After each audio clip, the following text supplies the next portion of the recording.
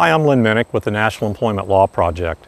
For the past several years, our organization has been promoting best practices when serving dislocated workers. The video that you are about to see describes two of those best practices that were used at the Silgan Plastics plant closing in Port Clinton, Ohio.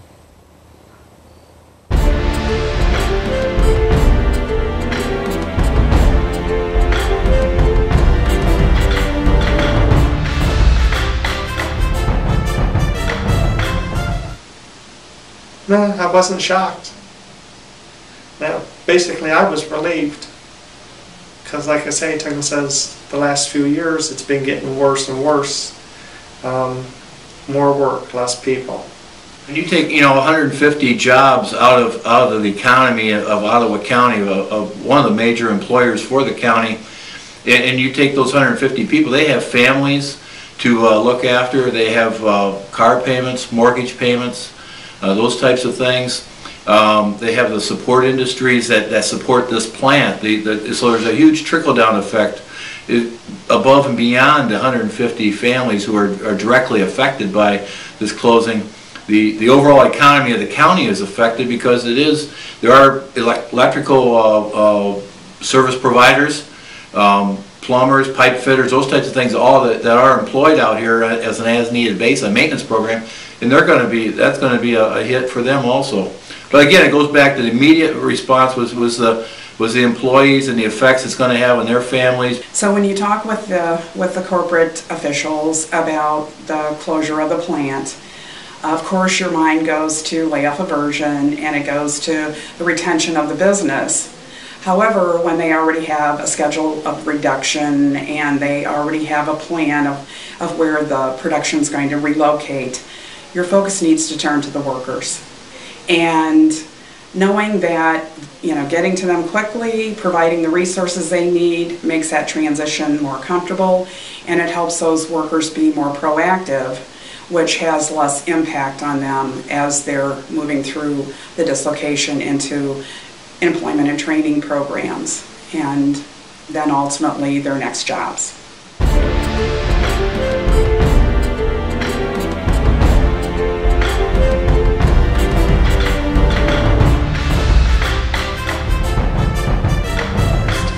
Working with NELP in the past and hearing in regards to the best practices and working with peers as dislocated workers and on-site transition centers, we knew we needed to get inside the plant.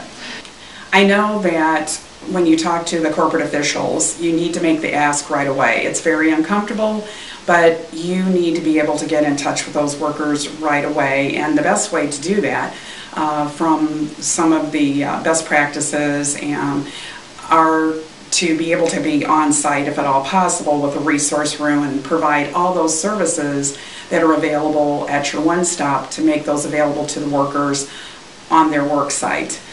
To get them to go ahead and open up because they are under stress. They just lost their job. It goes ahead and starts to affect their family life. I hear a lot of stories about not just that they lost their job, but things that are going on maybe in their household. So that is very difficult for myself to take that and try to keep motivating them to know that they are at a center that are able to get them moving into a different way of life, so. Gosh, it was announced to us probably about a month afterwards that there would be a transition center opening up. They had told us pretty much what the services were going to be over here, and it was strongly suggested that we go check them out.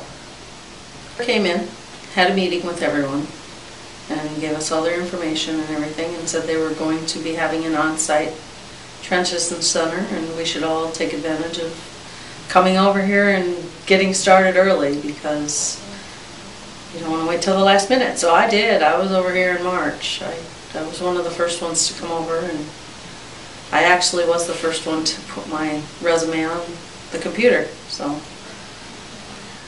my coworkers, if I'm by myself, I'll talk with them, trying to encourage them to, hey, you gotta go over and check out and see what the transition center has. So I definitely believe that having a transition center through Ottawa County and any county is the greatest thing for a dislocated worker.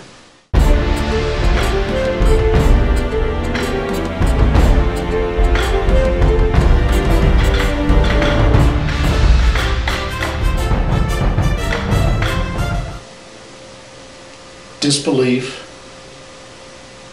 that the place is closing down.